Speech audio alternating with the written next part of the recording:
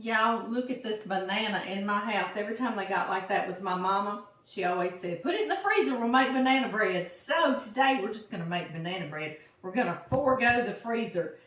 This comes from my childhood, and this holiday season is not complete without it, but I'll make it during the year. It's so good, okay? Yes, it is. I'm going to start with coconut oil. You can use vegetable oil. You can use corn oil. This recipe is so old. It came from my Aunt Priscilla. And it just says oil, okay? So you pick whatever you want. I just happen to have that coconut oil. And then this is, make sure it's tasteless. Any oil you use, just make sure it's tasteless, like it has ugly drakes hanging in its house, tasteless. You know what I mean? Did I go too far? I think I did, didn't I? But anyway, yeah, no flavor in it. And 2 cups of sugar. And we're just gonna mix this together. You could do this with a whisk, okay? You sure do not have to have an electric mixer. But if you have one, you do need to plug it in. Now we've got 3 eggs, and we're going to put them in one at a time and let them get incorporated in between. That's just so your eggs won't separate from your oil. Alright, I have 3 cups of flour. I'm going to add some baking soda, some ground cinnamon, some ground nutmeg, and some salt. And I need to whisk this around. You definitely want to get this incorporated so when you put it into these wet ingredients, it won't seize and stay in a clump. And don't worry about the measurements because I'll put them in the first comment. I'll put the recipe. And depending on which platform, I'll have the recipe under the title or in the description box too. So no worries about that. You just sit back and relax. And y'all, now we need 4 bananas. I had some really old bananas. The riper the better. This one's the best. This one you see is getting sweet, but the riper they get, the sweeter they get, and the more like a banana they taste. They're not good for eating. You know, they're so mushy, which I'm going to go on and mush these some more. But they're perfect for banana bread. They just flavor it so much, even like an extract, seriously.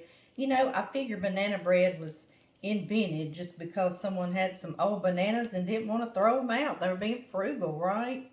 Yes, I love to use a meat fork and just mash these bananas. Oh, they smell good already.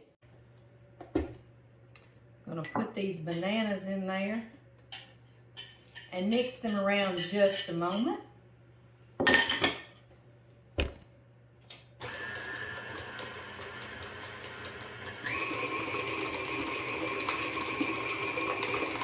To let them get nice and incorporated. And now I'm going to add a little bit of our dry ingredients at a time, just so we won't have a white poofy mess on us. Put it on stir, and I'm still getting a white poofy mess, but that's cooking, isn't it? Yes, it is.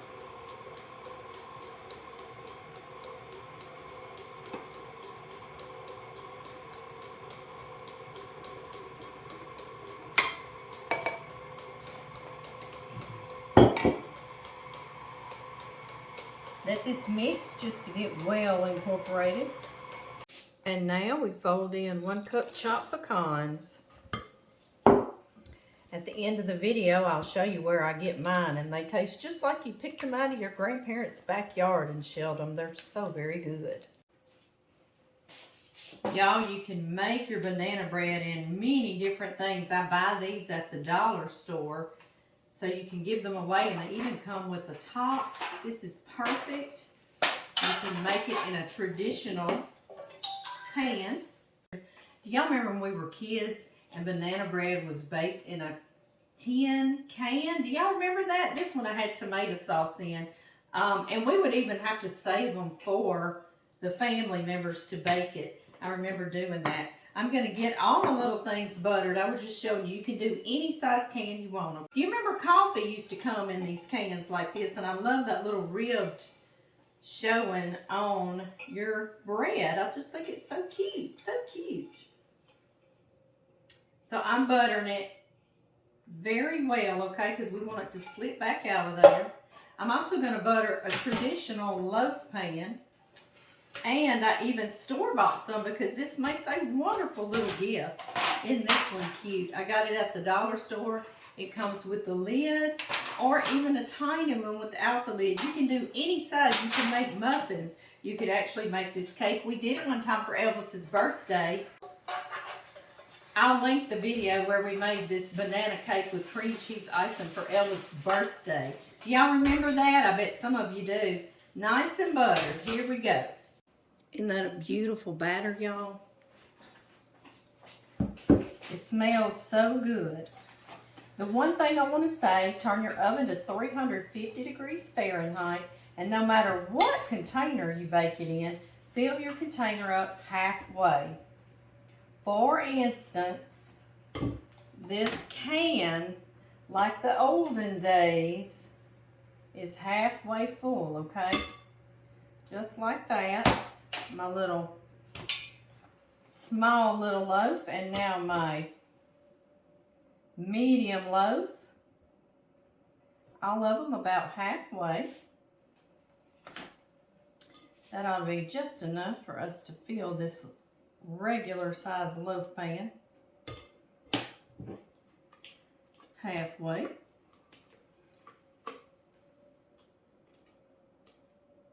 Okay, y'all, 350 degree Fahrenheit oven. Wrong oven. Of course, each of my containers are different, so that big loaf will go close to an hour, and I'll just check my can and my smaller loaf with a toothpick when it comes out clean in the middle. I'll see y'all then. Oh, y'all, look at there. They've cooled for a few minutes, and out comes our canned cake. Isn't that so pretty? I think so too.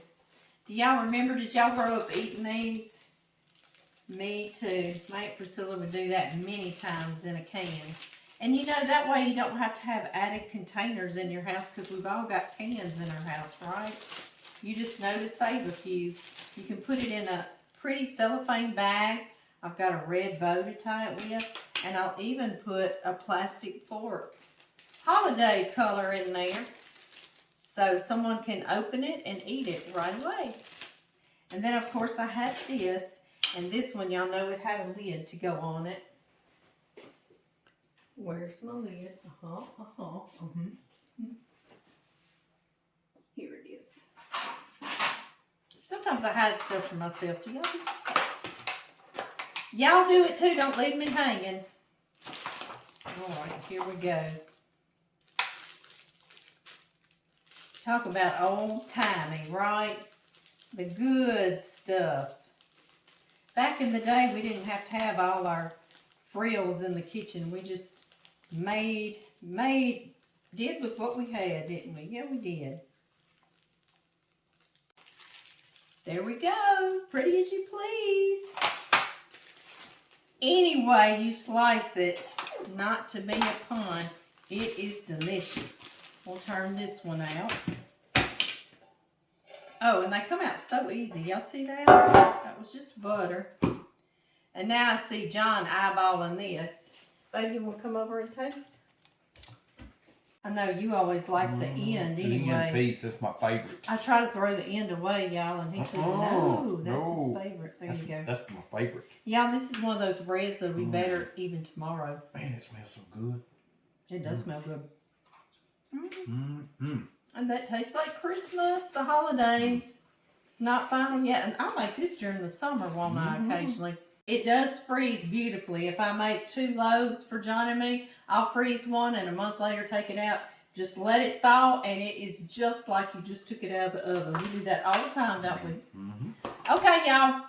No matter how you slice it, it's delicious. One last thing, y'all. If you want pecans that taste like when you were a kid and you were sitting in someone's yard, like mine was my mama and papa's yard, and shelling pecans, if you want some fresh ones like that, you can go on. I will link this, the Pecan Pantry, and you will get those. They're shelled right here in Louisiana. They come from all over the South, and they're so very good. They taste like your childhood, so go check them out.